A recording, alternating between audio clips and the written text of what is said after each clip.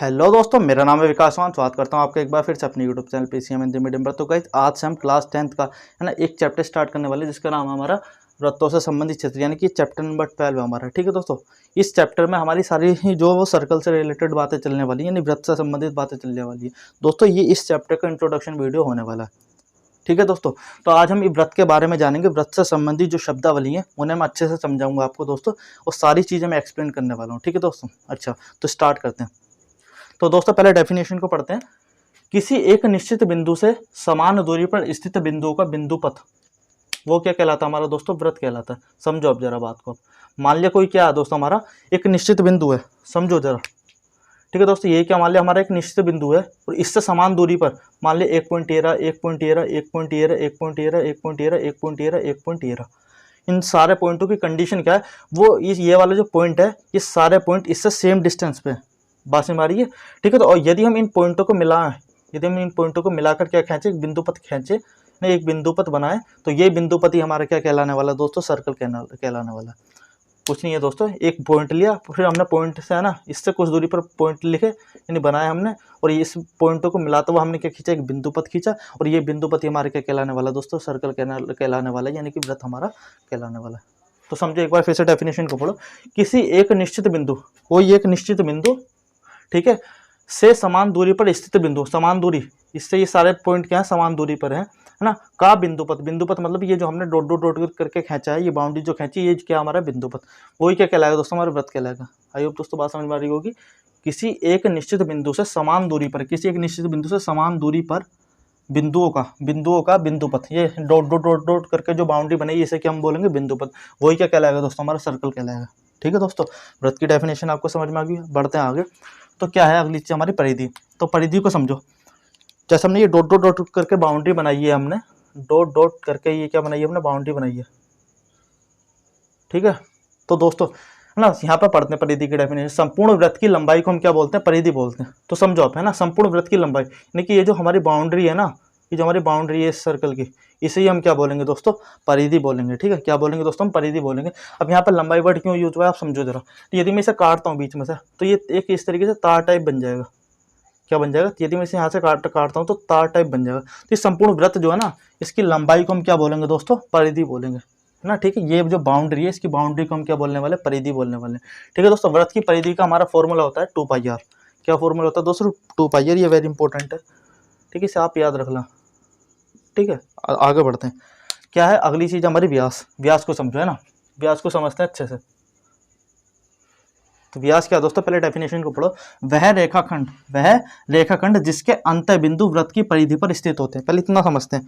मान लिया क्या हमारा कोई रेखाखंड है, कोई रेखाखंड ऐसा है, मान लिया सर्कल हमारा है ना, इसके अंत बिंदु कोई रेखाखंड है ना, उसके अंत बिंदु मान लीजिए ए पॉइंट ये रहा, बी पॉइंट ये रहा, उस रेखाखंड के ये अंत बिंदु है ना, वृत्त की परिधि पर स्थित है। देखो दोनों क्या है? दोनों वृत्त की परिधि यानी बाउंड्री पर स्थित है।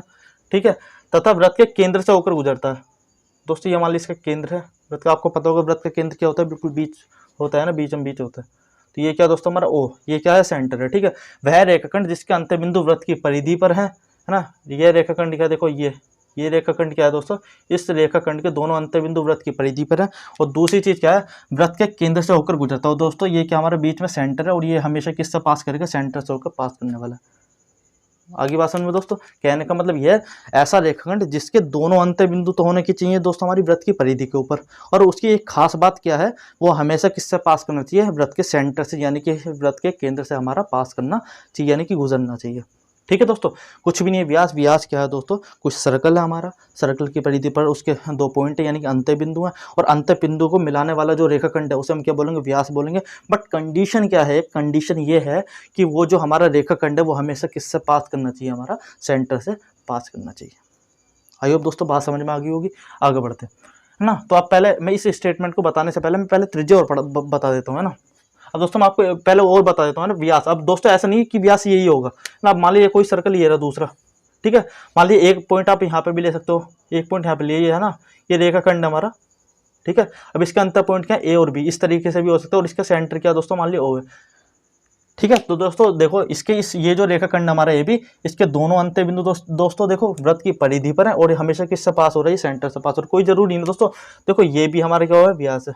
मान लीजिए सी और डी, ये भी हमारा व्यास है। देखो इसकी भी कंडीशन, दोनों पॉइंट के अंत्य बिंदु इस रेखाखंड के वृत्त की परिधि पर स्थित है और पास किससे कर रहा है, हमारा सेंटर से पास कर रहा है। तो ये भी क्या है दोस्तों, व्यास है। जैसे कि ये भी क्या हमारा दोस्तों व्यास है। देखो दोस्तों इस रेखाखंड यानी ई एफ बोल दूं मैं इसे, इस ई एफ है ना, इस ई एफ रेखाखंड के दोनों अंत्य बिंदु वृत्त की परिधि पर है और हमेशा किससे पास कर रहा है, यानी कि सेंटर से पास कर रहा है। यानी कि कहने का मतलब ये है व्यास के दोनों पॉइंट अंत्य बिंदु तो हमारे होने चाहिए वृत्त की परिधि के ऊपर, और वो जो है ना, और वो पॉइंटों से मिलाने वाला जो रेखाखंड है वो हमेशा किससे पास करना चाहिए, हमारा सेंटर से पास करना चाहिए। ये कंडीशन होती है दोस्तों व्यास की। ठीक है दोस्तों। अच्छा अब हम समझते हैं त्रिज्या को। ठीक है दोस्तों, समझते हैं हम त्रिज्या को। तो त्रिज्या की डेफिनेशन पढ़ो, है ना। त्रिज्या की डेफिनेशन क्या है, वृत्त के केंद्र और परिधि के किसी भी बिंदु के बीच की दूरी को हम क्या बोलते हैं, वृत्त की त्रिज्या बोलते हैं। समझो अब जरा, मान लो कोई ये वृत्त हमारा, ठीक है, वृत्त है, वृत्त के केंद्र, ये क्या दोस्तों हमारा केंद्र, और परिधि पर कहीं भी कोई पॉइंट ले लो, मान लो ये पॉइंट ये ले लिया तुमने ए, तो ये जो ये सेंटर हमारा ओ यानी कि केंद्र, इन दोनों के बीच की दूरी जो, इसे हम क्या बोल रहे हैं दोस्तों, त्रिज्या आर। क्या बोलने वाले, त्रिज्या आर। कोई जरूरी नहीं है दोस्तों आपने पॉइंट नहीं लिया, पॉइंट कहीं भी ले सकते हो। मान लिया आपने यहाँ पर पॉइंट लिया बी, दोस्तों ये भी क्या हमारी त्रिज्या, ये भी क्या हमारी त्रिज्या है दोस्तों आर। ठीक है दोस्तों, मान लिया आपने पॉइंट यहाँ पे लिया सी, तो ये भी क्या है दोस्तों वृत्त। कंडीशन क्या है, एक पॉइंट क्या होना चाहिए दोस्तों, हमारा वृत्त की परिधि पर होना चाहिए और दूसरा पॉइंट हमारा सेंटर होना चाहिए। इन दोनों के बीच की जो डिस्टेंस है उसे हम क्या बोलने वाले हैं दोस्तों, त्रिज्या बोलने वाले हैं। आई होप दोस्तों बात समझ में आ रही होगी, है ना। ठीक है, यानी कि त्रिज्या क्या हो सकती है, ये भी त्रिज्या हमारी, ओ सी भी त्रिज्या है। ठीक है दोस्तों, ओ ए भी त्रिज्या है, ओ बी भी क्या है दोस्तों त्रिज्या। आप यहाँ पे भी कोई पॉइंट ले सकते हो वृत्त की परिधि पर, वैसे सेंटर से मिला सकते हो। ठीक है दोस्तों, यहाँ पे डी, तो ये ओ डी भी क्या है दोस्तों त्रिज्या। यानी कहने का मतलब ये त्रिज्या की कंडीशन ये, एक पॉइंट तो हमारा वृत्त की परिधि के ऊपर होना चाहिए और दूसरा पॉइंट हमारा खुद सेंटर होना चाहिए सर्कल का। उन दोनों की जो बीच की फिक्स डिस्टेंस है उसे हम क्या बोलने वाले दोस्तों, त्रिज्या बोलने वाले। ठीक है दोस्तों, आइए बात समझ में आ गई होगी, आगे बढ़ते हैं। ठीक है, मैं इन दोनों, अब मैं व्यास और त्रिज्या में आपको रिलेशन बताने की कोशिश करता हूँ। समझो जरा, आप आसानी से समझो जरा। मान लीजिए कि हमारा सर्कल है, ठीक है दोस्तों, ये क्या हमारा सर्कल। आप मुझे खुद से बताइए, इसके एक सेंटर है मान लिया ओ, ठीक है, ये क्या दोस्तों इसका सेंटर है, ठीक है, और ये है हमारा ए बी। अब मुझे खुद से बताओ, पहले इसमें मैं आपसे ये पूछूंगा कि इसमें व्यास क्या है, ठीक है, और त्रिज्या क्या है, तब बताओगे भैया। अब बताओगे ये क्या पूछ रहे सवाल, है ना। साफ साफ दिख रहा है कि देखो दोस्तों, देखो भैया, ये जो दो पॉइंट है ये क्या है, वृत्त की परिधि पर स्थित अंत बिंदु, और देखो ये जो रेखाखंड हमारा, और ये दोस्तों सेंटर से ही पास कर रहा है, तो व्यास क्या हो गया दोस्तों हमारा, ये भी हो गया पास हमारी। बात करते हैं त्रिज्या, तो त्रिज्या क्या होगी, है ना। दोस्तों देखो, एक पॉइंट क्या हमारा वृत्त की परिधि पर स्थित और दूसरा क्या हमारा सेंटर, तो ये जो हमारी डिस्टेंस है ओ बी, तो ओ भी क्या है दोस्तों हमारी त्रिज्या। और वहीं पर आप देखो एक पॉइंट ये हमारे वृत्त की परिधि के ऊपर और दूसरा क्या हमारा सेंटर, यानी कि ओ ए भी क्या है दोस्तों हमारी त्रिज्या। ठीक है दोस्तों, व्यास क्या है इसमें ए बी, और त्रिज्या क्या है इसमें, दो त्रिज्या है इसमें ओ बी और ओ ए। ठीक है दोस्तों, व्यास को हम इंग्लिश में बोलते हैं डायामीटर, यानी कि मैं इसे, यानी कि मैं ए बी के डिस्टेंस को मैं यदि डी बोल देता हूँ, समझो जरा, ए बी के डिस्टेंस को यदि मैं डी बोल दूँ, और दोस्तों त्रिज्या को बोलते हैं हम इंग्लिश में रेडियस। ठीक है, क्या बोलते हैं, रेडियस।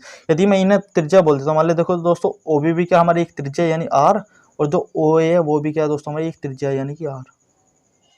इतनी बात समझ में आई। अब आप यहाँ पे खुद से देखो, ये जो डी डिस्टेंस है हमारी, है ना, ये आर प्लस आर से मिलकर बन रही है। कहने का मतलब क्या है, ये जो डी है वो आर प्लस आर से मिलकर बन रही है।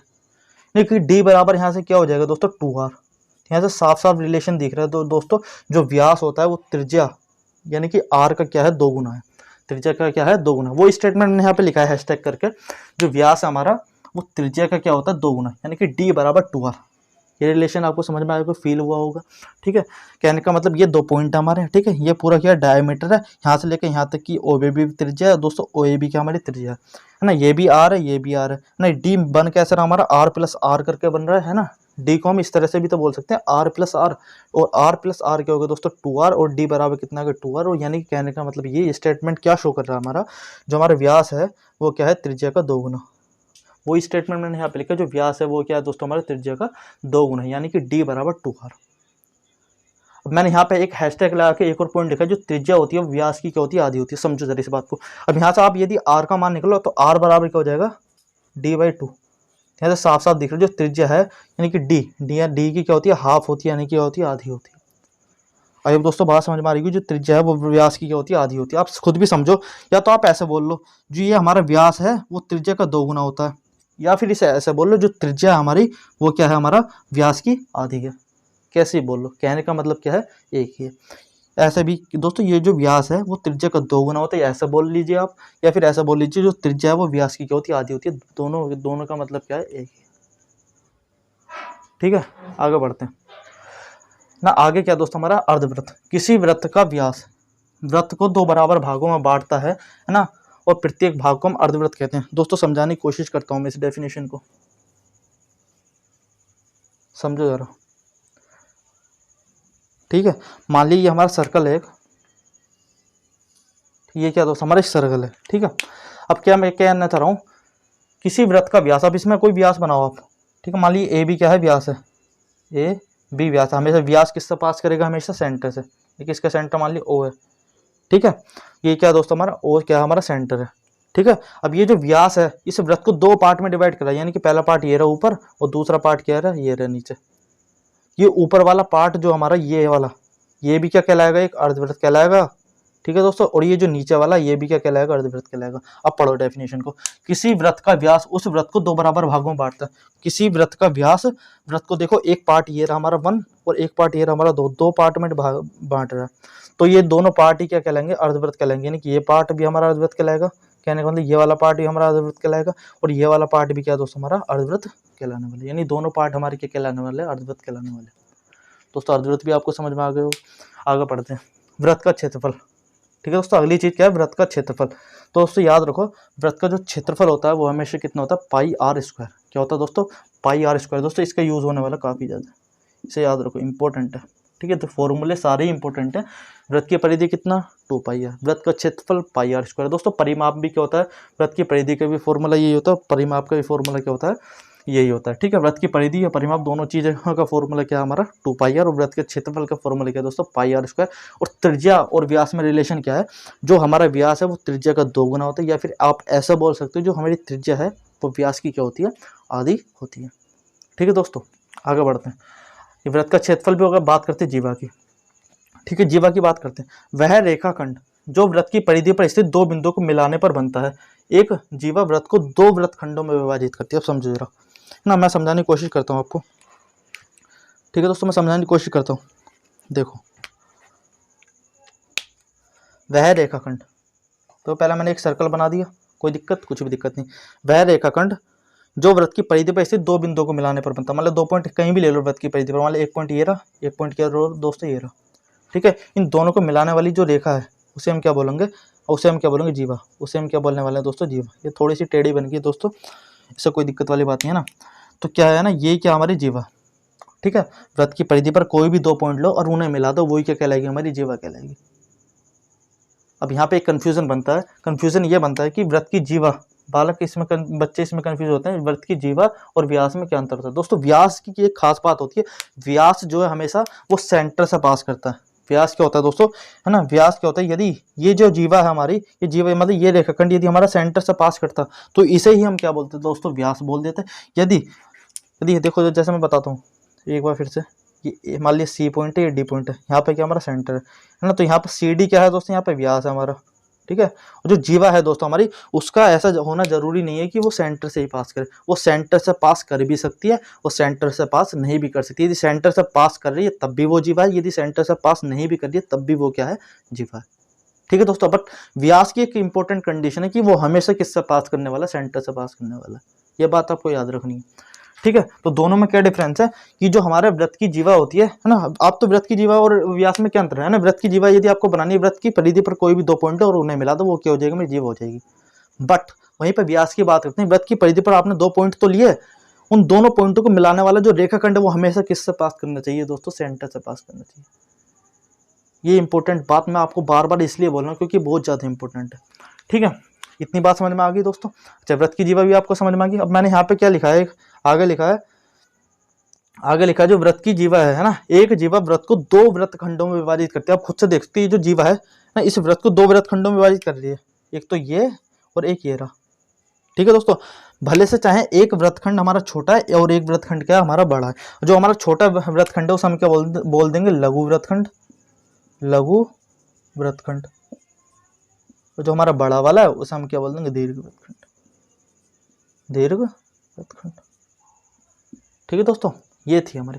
आपको एक मैंने इंपॉर्टेंट पॉइंट भी लिख रखा है यहाँ पे, जो व्रत की सबसे बड़ी जीवा होती है वो व्रत का व्यास होती है। आप समझो व्रत की, अब देखो अब मैं आपको इस पॉइंट को भी समझाने की कोशिश करता हूँ ना। ये स्टेटमेंट में दोस्तों काफी आ जाता है, 1 मार्कर क्वेश्चन बन जाता है यहाँ से। तो मैं आपको समझाता हूँ, है ना।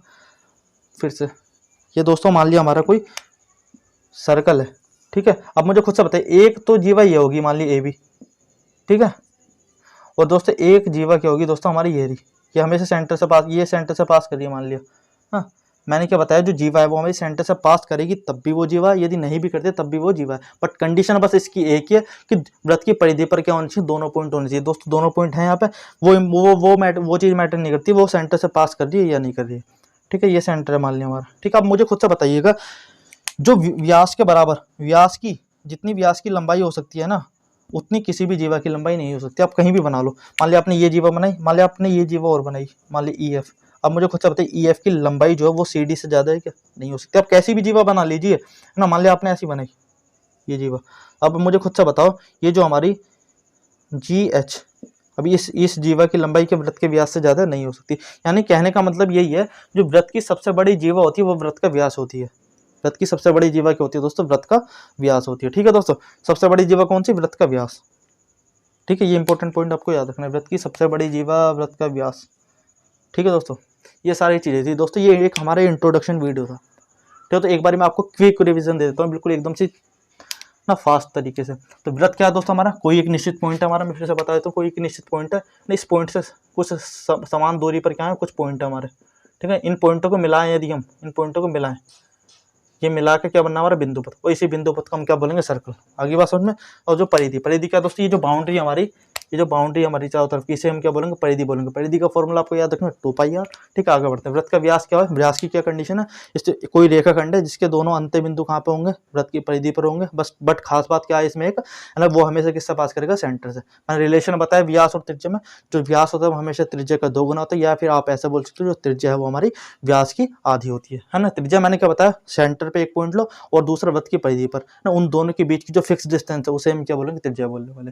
आगे बढ़ते हैं, अर्धव्रत। मैंने आपको बताया जो व्रत का व्यास है ना, व्रत का कोई जरूरी नहीं है दोस्तों, ये भी दोस्तों आप समझोगे। मान ली व्यास कोई जरूरी नहीं है, ऐसे ही हो, व्यास ऐसा भी हो सकता है, ठीक है। व्यास ये भी हो सकता है ना, ए बी, ये भी क्या है, व्यास है। देखो सेंटर से पास करें और दोनों पॉइंट, इसके एंडिंग पॉइंट कहाँ पे दोस्तों, व्रत की परिधि पर। अब देखो दोस्तों ये भी क्या है, ये देखो एक ये रहा और एक ये रहा, ये दोनों क्या है, ये भी दोनों भी क्या है दोस्तों, अर्धव्रत हमारे, ठीक है दोस्तों। अर्धव्रत क्या है, व्रत का व्यास, है ना, व्रत को 2 बराबर भागों में विभाजित करेगा, है ना। और दोनों भाग ही क्या होंगे दोस्तों, वो क्या होने वाले, अर्धव्रत होने वाले। आगे बढ़ते हैं, व्रत का क्षेत्रफल क्या दोस्तों, ए बराबर पाई आर स्क्वायर। ए का मतलब है दोस्तों एरिया, है ना। ये याद रखना, फॉर्मूला आपको याद रखना है, ठीक है। ए बराबर पाई आर स्क्वायर। व्रत की जीवा क्या दोस्तों, व्रत की परिधि पर कोई भी 2 पॉइंट लो, उन दोनों पॉइंटों को मिला दो, वही क्या हो जाएगा मेरी व्रत की जीवा। आगे बढ़ते हैं, मैंने इंपॉर्टेंट पॉइंट बताया, जो व्रत की सबसे बड़ी जीवा होती है वो क्या होती है, व्रत का व्यास होती है, ठीक है दोस्तों। फॉर्मूला मैं आपको एक बार फिर से बता रहा हूँ, याद रखने सारे फॉर्मूले। मैं एक बार सुमरी दे देता हूँ आपको इन सारे फॉर्मूलों की,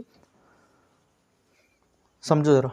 जो व्रत की परिधि है, सर्कमफेरेंस बोलते हैं दोस्तों परिधि को, यानी सी बराबर कितनी है, 2πr, ये आपको याद रखना, ठीक है। और जो इसका क्षेत्रफल है पाई आर स्क्वायर, ठीक है दोस्तों। और हमेशा ध्यान रखना, जो व्यास होता है वो त्रिज्या का कितना होता है, 2 गुना होता है, या फिर त्रिज्या जो होती है वो व्यास की क्या होती है, आधी हो सकती है, ठीक है। ये चारों चीज़ें इसमें इंपॉर्टेंट है, ये चारों चीज़ें क्या रखनी है, आपको याद रखनी है दोस्तों।